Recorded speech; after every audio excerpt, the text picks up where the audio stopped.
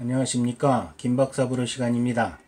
오늘은 헛고생 도로무익, 애늙은이 도방고리, 냅더유 도윗이라는 세 가지 고사성어로 방송을 시작합니다. 저는 용수령 김박입니다. 자, 첫 번째 고사성어는 도로무익입니다. 무리 도, 일할 로, 없을 무, 더할 익자로 구성되어 있는 고사성어입니다. 애만 쓰고 이로움이 없다는 뜻이 되겠습니다. 자, 유래를 한번 살펴보겠습니다.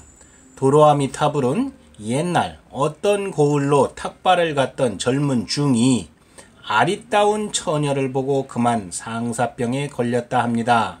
중은 번민 끝에 처녀에게 청혼을 했다 합니다. 처녀는 10년 동안 한방에서 동거하되 손목도 잡지 말고 바라만 보고 친구처럼 지내면 10년 후에는 아내가 되겠다고 약속했습니다. 아주 허무맹랑한 약속이라고 할 수 있겠습니다. 10년 동안 어떻게 펄펄 끓는 젊은 중이 어떻게 쳐다만 보고 있겠습니까?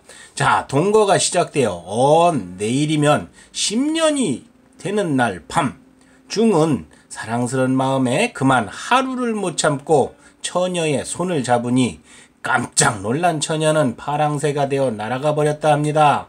이리하여 10년 노력이 허사가 되고 말았다 합니다.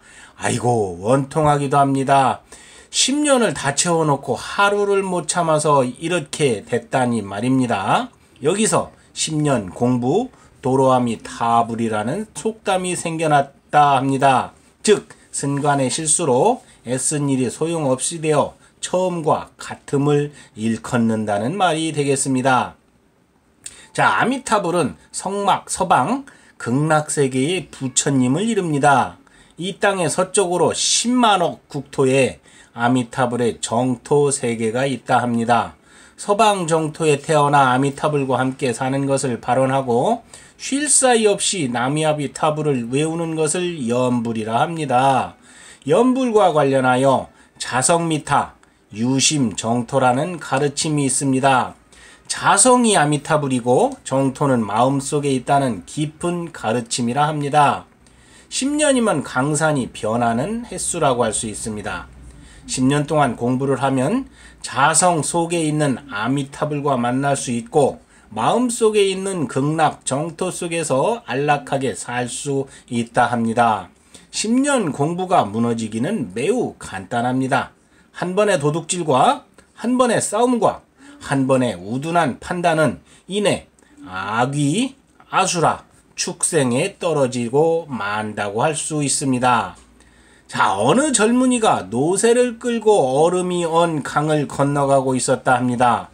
얼음이 깨질까봐 마음속으로 나무아비타불을 외우면서 말입니다. 아미타불을 외운 탓인지 무사히 강을 건넜다고 생각이 들자 왠지 나무아비타불 하고 외운 것이 부끄럽고 쑥스러워서 한다는 말이 아미타불은 무슨 놈의 아미타불 하고는 강 건너 쪽을 보니 그곳에 끌고 오던 노새가 있는 것이 아닙니까? 이를 어쩝니까? 너무 조심하다 보니 노새의 고삐를 놓고는 혼자 건너온 것입니다. 그래서 그는 다시 강 건너로 돌아갈 수밖에 없었다 합니다. 그러면서 하는 말이 다시 나무아비타불, 도로아미타불 하면서 건넜다는 어벙한 젊은이의 얘기에서 비롯된 일이라고 할 수 있겠습니다. 자, 그림을 보면서 한번 살펴보겠습니다.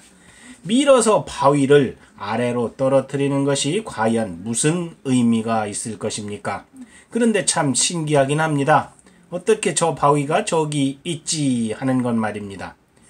과연 누가 올려놨을까 하는 의문도 들고 있습니다. 이러한 도로무익은 실컷 고생만 하고 실익은 얻지 못함을 의미합니다. 바로 헛수고이고 생고생을 의미한다 할 것입니다.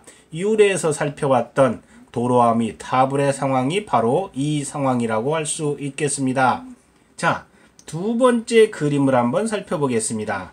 밑빠진 독에 물붓기입니다. 여러 사람들이 부지런히 열심히 구멍난 독, 금이 쩍쩍 간 독에 물을 채우고 있습니다. 과연 이 독에 물이 가득 찰 수 있을까요? 절대 불가능해 보입니다. 구멍을 메꾼들 조만간 깨질 것 같으니 헛수고에 불과함을 알 수 있습니다. 도로무익의 상황이 바로 이런 상황이라 할 수 있습니다. 취업절벽, 생활지옥 등 못빠지게 고생만 하는 요즘의 젊은이들이 바라보는 세상의 단면이라 할 수 있을 것입니다. 엄격하고 신중한 검토 없이 탁상 공론에 의한 정책의 결과는 대부분 도로무익에 해당한다 할 수 있겠습니다. 누구를 지칭하진 않겠습니다. 잘 좀 하시기 바랍니다. 자, 두 번째 고사성어로 넘어갑니다. 바로 도방골이 되겠습니다.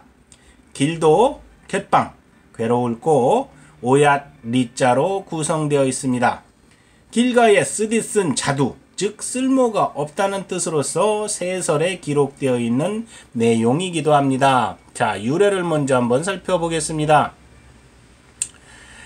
진나라의 왕융이 7살 때의 일입니다. 왕융은 중림 7년의 한 사람으로 노장사상을 선호하고 유유자적하며 정치에는 관심을 두지 않았다 합니다.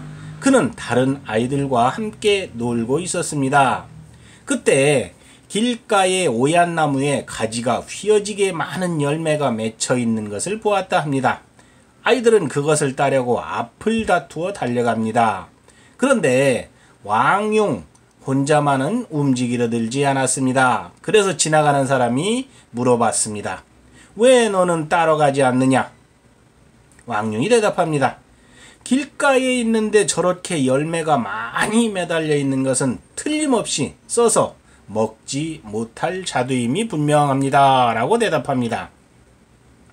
아이들이 따보니 과연 왕융이 말한 대로 먹을 수 없는 자두였다 합니다. 자, 그림을 보면서 다시 한번 살펴보겠습니다. 저는 해석하기를 도방고리를 애늙은이로 해석했습니다. 왕융은 애늙은이입니다. 세상에는 종종 애늙은이가 있습니다. 이런 아이들은 일찍 철든 어린 애들이 대부분입니다. 한편으로는 불쌍한 애들이기도 합니다. 자, 두 번째 그림에 아주 처연한 표정을 짓고 있는 강아지가 한 마리 있습니다. 쓰레기통에 처박혀 있습니다. 개쓰레기라고 이렇게 버린다 합니다. 하지만 말입니다. 제가 보기에는 이렇게 버리는 주인놈이 진짜 쓰레기 같습니다. 강아지야, 콱 물어서 개 병신을 만들어라 라고 이렇게 말을 하고 싶은 이런 심정입니다. 자, 세 번째 그림은 말입니다. 후쿠시마산 방사능 오염토가 적재되어 있는 이러한 모습입니다. 이렇게 방대한 양을 쌓아놓기만 하진 않을 것이라는 짐작이 가능해집니다. 어떻게 처리할 것인가? 외국놈들 참으로 궁금합니다. 뭔 생각이냐 일본 사람들이요. 그 흙으로 토지 개량을 하려는 거냐? 오염수는 바다에 버려버리고 너희들이 항상 하는 얘기, 대한민국은 아주 쓰레기 같은 민족이다 라고 하는 것인데, 우리가 보기에는 니들이 인류에겐 민폐덩어리 쓸모없는 쓰레기들이라 이렇게 말을 할 수 있겠습니다. 그렇게 토지 개량을 해서 오염수를 버려서 그 농작물과 생선들을 수출하겠다고 아베야, 네가 네 똘만이들하고 다 처묵처묵하기를 바란다 라고 이렇게 말하고 싶습니다. 다음 세 번째 고사성어는 바로 도외시 되겠습니다. 법도자, 바깥 외자, 볼시자로 구성되어 있습니다. 문제 삼지 않고 무시한다는 내용이 되겠습니다. 후한서 광무기에 기록되어 있는 내용이기도 합니다. 유래를 한번 살펴보겠습니다. 후한의 시조인 광무제 때의 일입니다. 광무제 유수는 한나라를 빼앗아 신나라를 세운 왕망을 멸하고 유현을 세워 황제로 삼고 한나라를 재흥했습니다. 대사마가 된 유수는 그 후 동마, 정미 등의 반란군을 무찌르고 부하들에게 추대되어 제위에 올랐으나 천하통일의 싸움은 여전히 계속되었습니다. 이윽고 제 땅과 강회 땅이 평정되자 중원은 거의 광무제의 세력권으로 들어왔다 합니다. 그러나 벽지인 지인 땅에 운거하는 외효와 역시 산간 오지인 촉의 성도의 거점을 둔 공손술만은 항복해오지 않았다 합니다. 중신들은 계속 이 두 반군의 토벌을 진언했습니다. 그러나 광무제는 이렇게 말하며 듣지 않았다 합니다. 이미 중원은 평정되었으니 이제 그들은 문제시할 것 없소. 바로 도외시가 되겠습니다.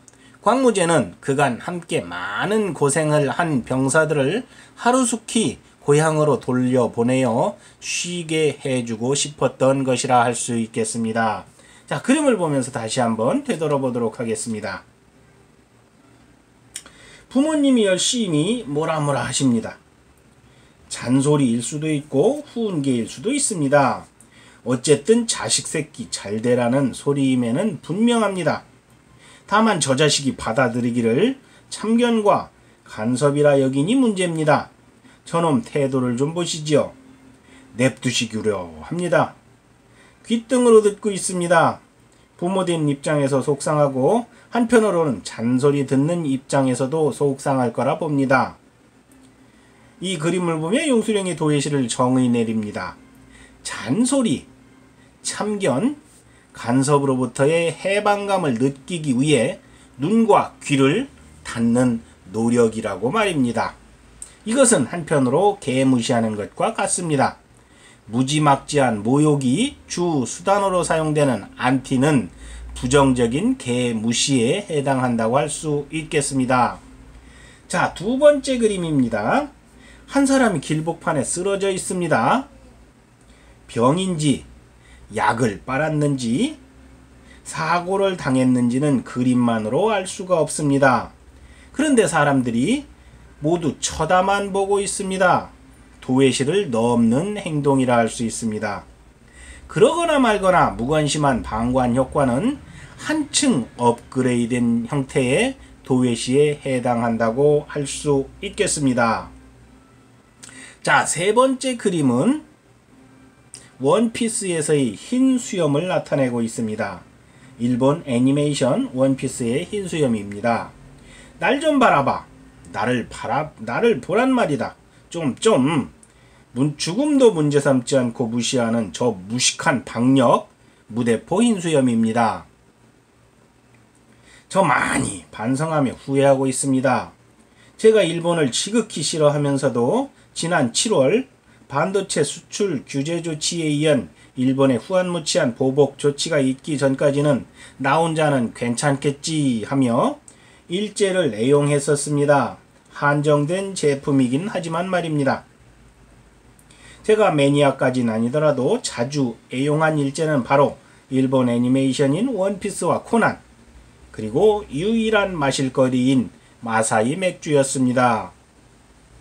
늦게 배운 도둑질이 오래간다고 근 10여 년을 원피스와 코난에 빠지다시피 했었습니다.